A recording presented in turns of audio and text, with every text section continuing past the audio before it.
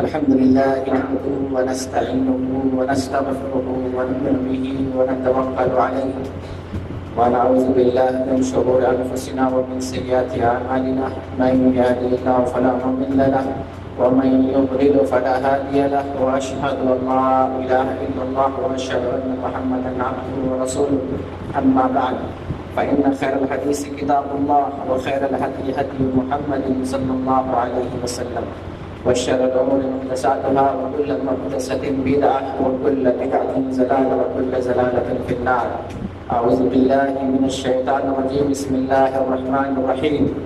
يوم تبدل الأرض غير الأرض والسماوات وبرزوا لله الواحد القهار. ہر قسم کی بڑائی، خوبیاں، تعریف اس اکیلا بادشاہ، غالب اور حکمت والی ذات اللہ کے لیے ہے جو سارے جہان کا حاکم و مربی ہے، پوری دنیا کو چلانے والا ہے اور اکیلے بندگی کے لائق ہے۔ درود و سلام کا نزول ہو آدم علیہ السلام سے لے کر محمد صلی اللہ علیہ وسلم تک آنے والے تمام پیغمبروں پر، اور اللہ کی رحمتوں کا نزول ہو اللہ کے متقی اور صالح بندوں پر۔ آج کا خطبہ جمعہ، اس کا عنوان ہے محشر اور اس کی ہولناکیاں۔ اس طریقے سے ہم دنیا میں دیکھتے ہیں کہ ہر چیز اپنی انتہا کو پہنچنے کے بعد ختم ہو جاتی ہے۔ ہر چیز کی ایک عمر ہے اور وہ عمر پا لینے کے بعد وہ چیز ختم ہو جاتی ہے، فنا ہو جاتی ہے۔ انسانوں میں بھی یہ سلسلہ چلا آ رہا ہے، جس کی جو میعاد اور عمر اللہ تعالیٰ نے متعین فرما دی ہے، وہ اپنی عمر متعین کر کے اس دنیا سے چلا جا رہا ہے۔ آدم علیہ السلام سے یہی سلسلہ ہمیں دیکھنے کو ملتا ہے، اور یہ آج کی جو ہماری نسل ہے، یہ نسل بھی گزر جائے گی، آنے والی نسلیں آئیں گی، وہ بھی گزر جائیں گے، قیامت تک یہ سلسلہ آنے اور جانے کا لگا رہے گا۔ جس کی جو عمر ہے وہ عمر تمام کر کے فنا ہو جاتی ہے، کیونکہ اللہ کے علاوہ جتنی چیزیں ہیں ساری چیز کو فنا ہے۔ اللہ کے علاوہ کوئی چیز دنیا میں باقی نہیں بچنے والی، ہر چیز دنیا سے فنا ہو جائے گی سوائے اللہ کے۔ اور اس روئے زمین پر جب کوئی اللہ اللہ کہنے والا نہیں ہوگا تو اللہ تعالیٰ اس پوری دنیا کو ختم کر دے گا، پوری کائنات کو مٹا دے گا، بدل ڈالے گا، اس پوری دنیا کا نظام درہم برہم کر دے گا۔ یا آسمان دھنے ہوئے روئی کی طرح زمین بدل دی جائے گی۔ اللہ تعالیٰ نے سورہ ابراہیم میں ارشاد فرمایا یوم تبدل الارض غیر الارض والسماوات۔ اللہ تعالیٰ اس زمین کے علاوہ کو دوسری زمین سے بدل دے گا اور آسمانوں کو بھی بدل دے گا۔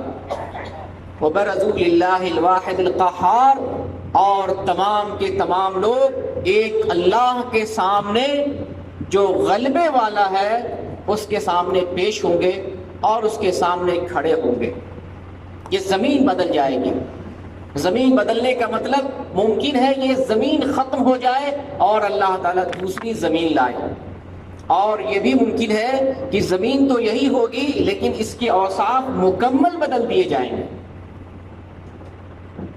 مسلم شریف کی حدیث میں ہے، نبی کریم صلی اللہ علیہ وسلم ارشاد فرماتے ہیں یحشر الناس یوم القیامہ علی ارض بیضاء افراک قرصۃ النقی لیس فیہا علم لاحد، کہ لوگوں کا جو حشر ہوگا، لوگ جس زمین پر جمع کیے جائیں گے وہ زمین بہت سفید ہوگی، بھوری رنگ کی ہوگی اور میدے کی روٹے کی طرح ہوگی۔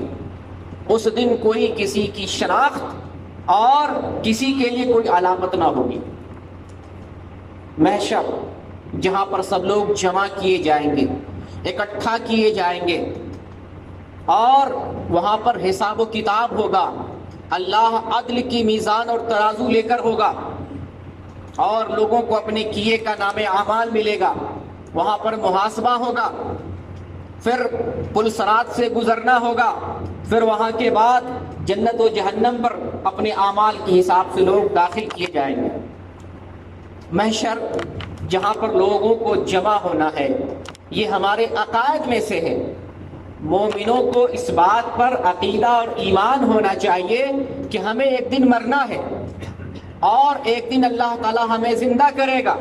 پھر اللہ تعالیٰ تمام لوگوں کو ایک میدان میں، جسے میدان محشر کہتے ہیں، اللہ وہاں جمع فرمائے گا، وہاں سارے لوگوں کا حساب و کتاب ہوگا۔ اس پر ایمان ہونا چاہیے۔ اگر کوئی اس کا منکر ہے، اسلام سے خارج ہو جائے گا، کافر ہو جائے گا، اسلام میں باقی نہیں بچے گا۔ تو جس دن زمین پر کوئی اللہ اللہ کہنے والا نہیں ہوگا، زمین خرچہ ہوگا۔ جس دن اس روئے زمین سے اللہ کا نام لینے والا ختم ہو جائے گا، اللہ کا ذکر کرنے والا مٹ جائے گا، ایک بندہ بھی نہیں بچے گا، یہ زمین ختم کر دی جائے گی، کائنات درہم برہم ہو جائے گی، اور قیامت کا دن آ جائے گا، بدلے کا دن آ جائے گا، اور وہی حساب و کتاب کا دن ہوگا۔ وہ ایک دن ہوگا، لیکن آج کے زمانے کے حساب سے 50,000 سال کے برابر ہوگا۔ 50,000 سال کے برابر ہوگا۔ لوگ جب اللہ کے حکم سے اللہ کا فرشتہ اسرافیل علیہ السلام سور میں پھونک ماریں گے، ایک پھونک سے پوری دنیا کے جاندار ختم کر دیے جائیں گے، سب کو موت آ جائے گی، سب موت کی نیند سو جائیں گے۔ پھر اللہ کے حکم سے ایک عرصے کے بعد پھر دوسرا پھونک مارا جائے گا، دوسرا سور پھونکیں گے، اور اپنی قبروں میں دفن کیے گئے پچھلے لوگ اور پہلے سور میں وفات پانے والے لوگ سارے کے سارے اپنی قبروں سے اٹھ کھڑے ہوں گے اور چل دیں گے ایک میدان کی طرف۔ حدیث میں آیا ہے کہ میدان محشر کی طرف 3 طرح کے گروہ ہوں گے جانے والے۔ ایک وہ گروہ ہوگا جو ڈرنے والا ہوگا، تھر تھر کانپتا ہوگا، کپی تاری ہوگی، خوف زدہ ہوں گے، اور ایک وہ گروہ ہوگا جو اونٹ پر سوار ہو کر میدان محشر کی طرف جا رہا ہوگا۔ کچھ لوگ اس میں سے ایک اونٹ پر 2 سوار ہوں گے، کچھ اونٹ پر 3 سوار ہوں گے، کچھ اونٹ پر 4 سوار ہوں گے، اور کسی پر 10 سوار ہوں گے۔ یہ گروہ محشر کی طرف چلا جائے گا۔ ایک وہ گروہ ہوگا شرک کرنے والوں کا، بدعت اور کفر کرنے والوں کو، جن کو آگ ہکا کر اور دوڑا کر میدان محشر کی طرف لے جائے گا۔ یہ تیسرا گروہ ہوگا۔ 3 طرح سے 3 گروہ اس طرح سے محشر کی طرف جائیں گے، اور محشر میں جب دوسرا نفقہ پھونکا جائے گا، لوگ قبروں سے بیدار ہوں گے، اٹھیں گے، تو قبر والے کہیں گے وَنُفِخَ فِي الصُّورِ فَإِذَا هُمْ مِنَ الْأَجْدَاثِ إِلَىٰ رَبِّهِمْ يَنْسِلُونَ۔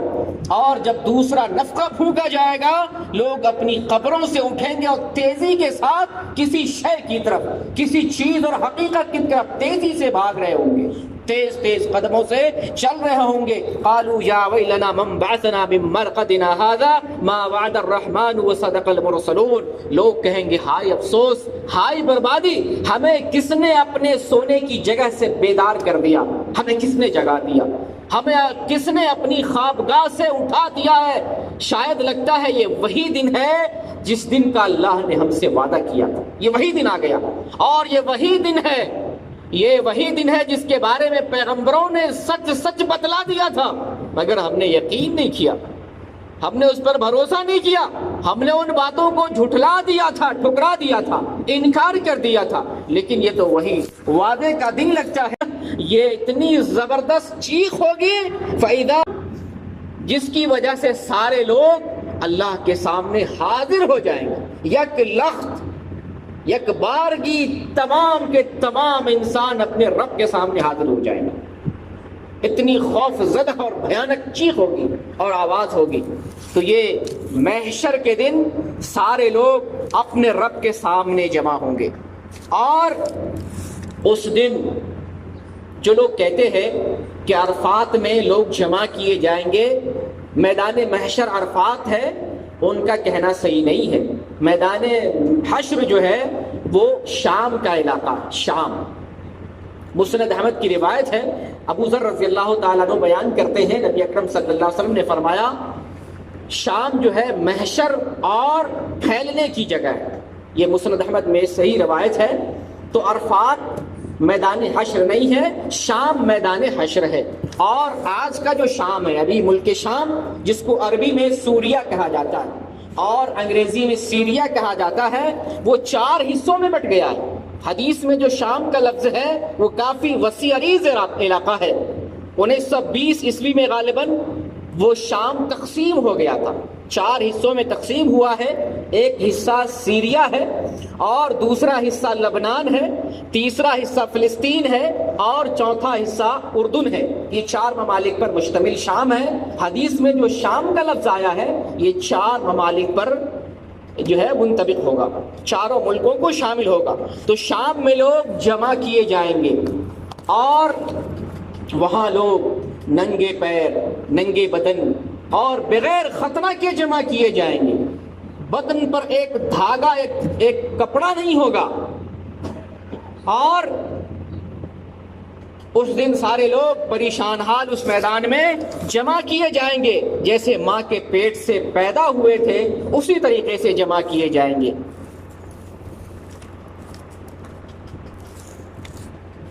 صحیح مسلم میں روایت ہے، یحشر الناس یوم القیامہ علی ارض بیضاء افراء کقرصۃ النقی لیس فیہا علم اللحد، کہ قیامت کے دن لوگ سفید بھوری زمین پر جمع کیے جائیں گے، جو زمین میدے کی روٹی کی طرح ہوگی اور وہاں کسی کے لیے کوئی علامت نہیں ہوگی۔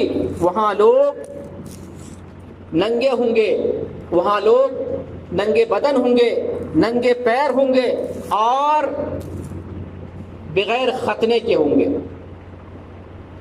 عن عائشة رضی اللہ تعالی عنہا قالت سمعت النبي صلی اللہ علیہ وسلم يقول يحشر الناس يوم القيامة حفاة عراة غرلا قالت یا رسول اللہ الرجال والنساء جميعا ينظر بعضهم إلى بعض قال یا عائشہ الامر اشد من ان ينظر بعضهم الى بعض۔ یہ صحیح مسلم کی روایت ہے۔ عائشہ رضی اللہ تعالیٰ عنہ بیان کرتی ہے کہ قیامت کے دن لوگوں کا جو حشر ہوگا، لوگ جمع کیے جائیں گے، ننگے بدن ہوں گے، حفاتن عراتن، اور ننگے پیر ہوں گے، ننگے بدن اور ننگے پیر ہوں گے، غرلن، اور بغیر ختنہ کیے ہوئے ہوں گے، ختنہ نہیں ہوگا۔ عائشہ رضی اللہ تعالیٰ نے فرماتی ہے اللہ کے رسول، تب تو لوگ جب ننگے ہوں گے، ننگے بدن ہوں گے، عورت اور مردوں کا ایک اکٹھا اجتماع ہوگا، سب لوگ ایک دوسرے کو دیکھ رہے ہوں گے۔ نبی صلی اللہ علیہ وسلم فرمائے نہیں، الامر اشد، معاملہ بڑا کٹھن اور دشوار ہوگا، اتنا سنگین معاملہ ہوگا کہ کسی کو کسی کی طرف دیکھنے کی فرصت نہیں ہوگی، اتنا ہولناک منظر ہوگا میدان حشر کا۔ لوگ نفسی کے عالم میں ہوں گے اور کوئی کسی کا پرسان حال نہیں ہوگا۔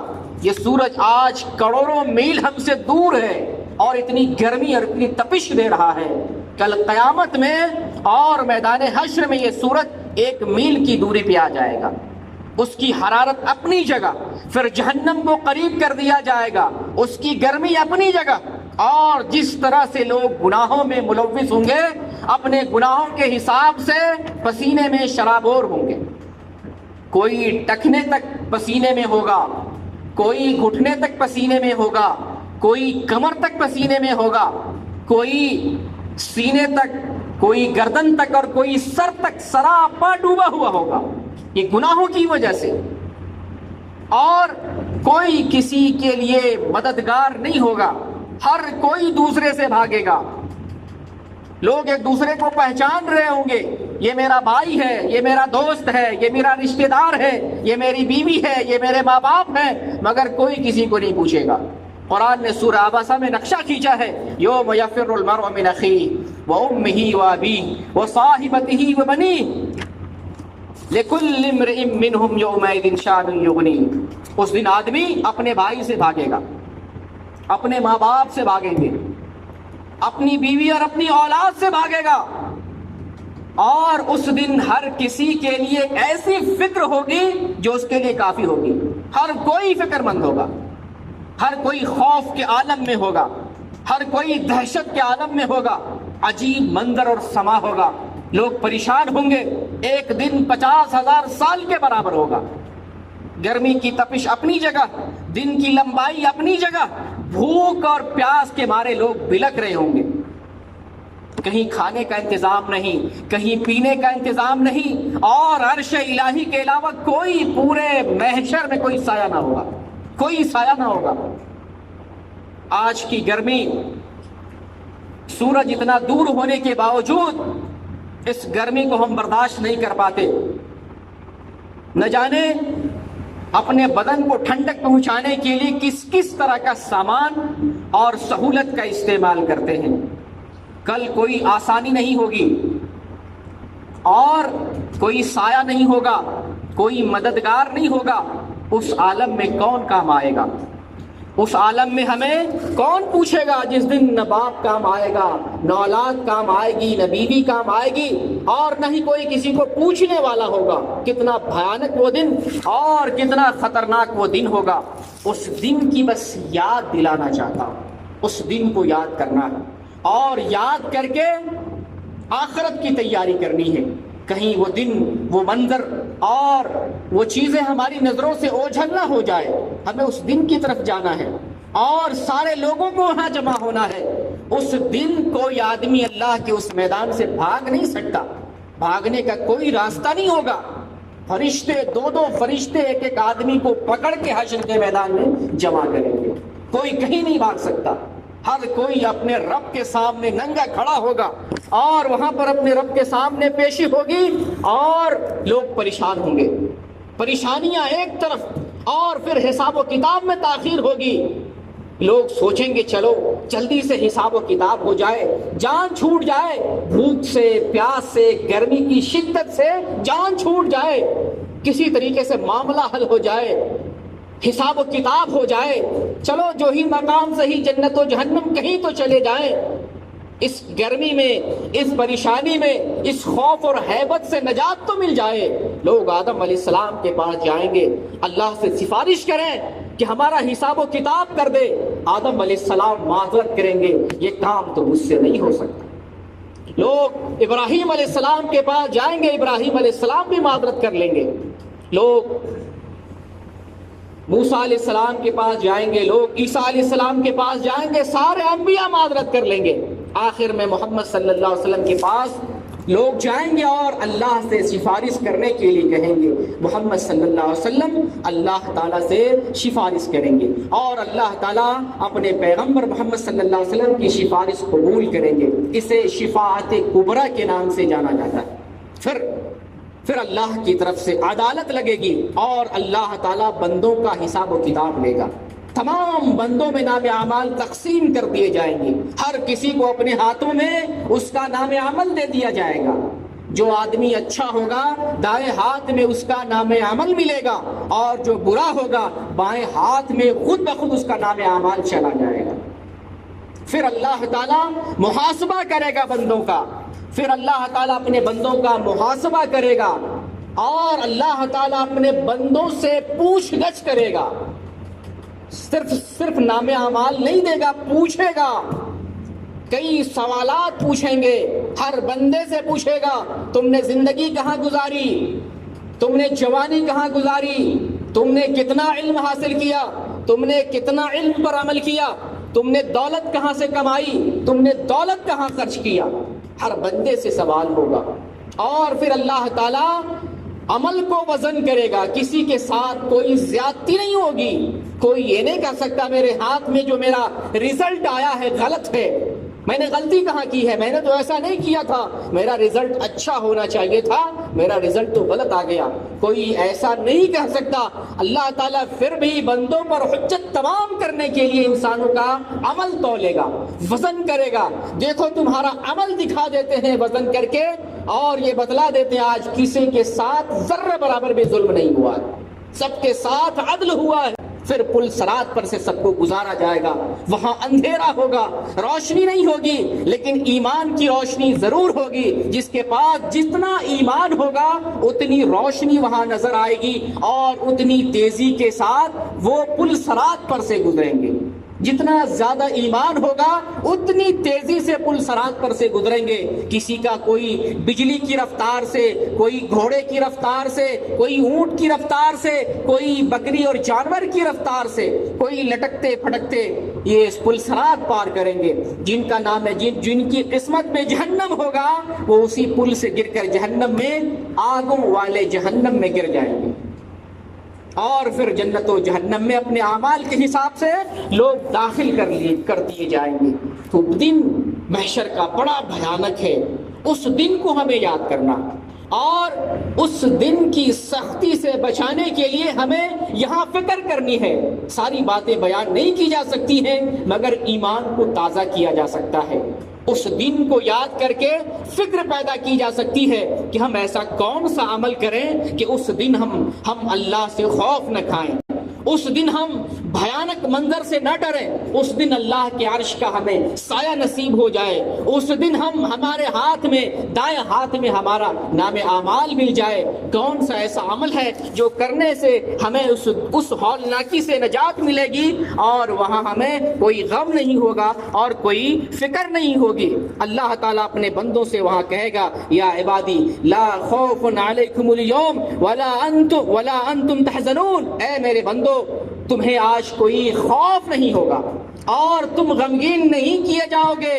اللہ اپنے تمام بندوں سے نہیں کہتا، اپنے ان بندوں سے کہتا ہے الذین آمنوا بآیاتنا وکانوا مسلمین، وہ لوگ جنہوں نے ہماری آیتوں پر ایمان لایا، ٹھیک ایمان لایا اور صحیح طریقے سے فرما برداری کرنے والے تھے، سچے مسلمان تھے. وہ لوگ آج خوف نہیں کھائیں گے اور وہ لوگ غم نہیں کریں گے. آپ کو یاد ہونا چاہیے نبی کریم صلی اللہ علیہ وسلم کے لیے میدان حشر میں حوض کوثر دیا جائے گا اور آپ اپنی امت کو حوض کوثر سے پلائیں گے. ہر نبی کو حوض کوثر ملے گا اور نبی صلی اللہ علیہ وسلم کو بھی ملے گا.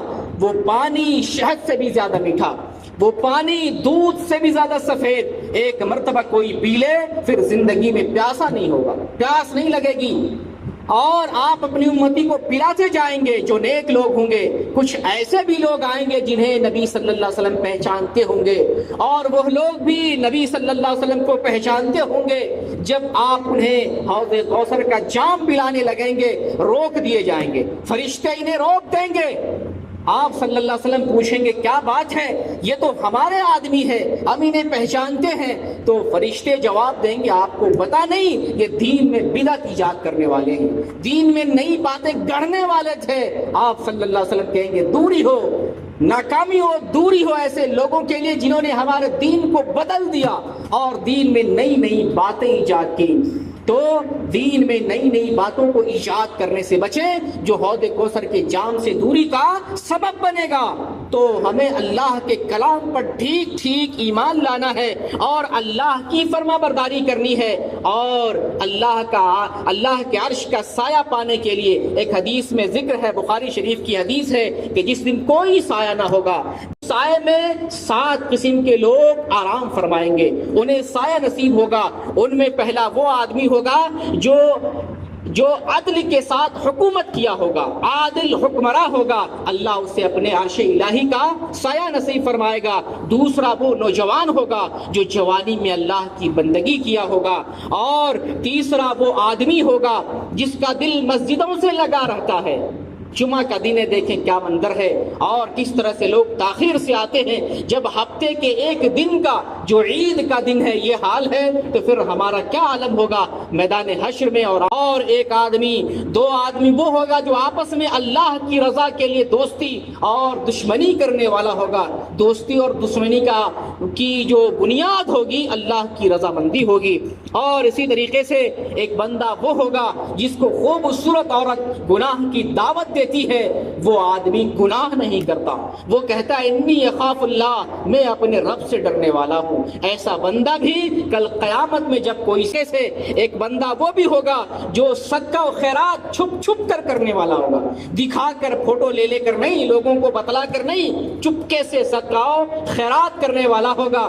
اتنا چپکے سے صدقہ و خیرات کرتا ہوگا کہ دائیں ہاتھ سے کیا خرچ کیا ہے بائیں ہاتھ کو بھی پتہ نہیں چلا ہوگا، ایسے بندے کو بھی اللہ تعالیٰ عرش کا سایہ نصیب فرمائے گا۔ اور ساتواں بندہ وہ ہوگا جو تنہائی میں اللہ کو یاد کر کے آنکھوں سے آنسو بہانے والا ہوگا، اللہ کی یاد پر آنسو بہاتا ہوگا، اللہ کے عذاب پر آنسو بہاتا ہوگا، اللہ کی پکڑ سے آنسو بہاتا ہوگا، اپنے گناہوں پر آنسو بہاتا ہوگا۔ تنہائی میں اللہ کو یاد کر کے جو آنسو بہاتا ہے، اللہ تعالیٰ کل قیامت میں اپنے عرش کا اسے بھی سایہ نصیب فرمائے گا۔ صحیح الجامع کی صحیح روایت شیخ البانی نے صحیح الجامع میں ذکر فرمایا ہے کہ اللہ تعالیٰ کسی بھی بندے پر 2 امن کو اور 2 خوف کو جمع نہیں کرے گا۔ 2 امن اور 2 خوف کا مطلب یہ ہے کہ جو بندہ اللہ سے دنیا میں ڈرتا رہا، آخرت میں کوئی ڈر نہیں ہوگا، آخرت میں اللہ اسے ڈر نہیں دے گا۔ اور جو بندہ دنیا میں اللہ سے نہیں ڈرتا ہوگا، اللہ سے معمول ہو گیا ہوگا، مجھے کون پکڑنے والا، مجھے کون کیا کہنے والا، مجھ سے کون سوال کرنے والا۔ دنیا میں جو آدمی مگن ہو جاتا ہے اور اللہ کے حساب و کتاب سے معمول ہو جاتا ہے، اللہ تعالیٰ اسے آخرت میں خوف میں مبتلا کرے گا۔ تو آخرت میں اور محشر کے میدان کی ہولناکی سے بچنے کے لیے ضروری ہے کہ آج ہم اپنے ایمان کی اصلاح کریں، اپنے ایمان کی اصلاح کریں اور اللہ کی طرف لوٹ آئیں، نیک عملوں کی طرف آ جائیں۔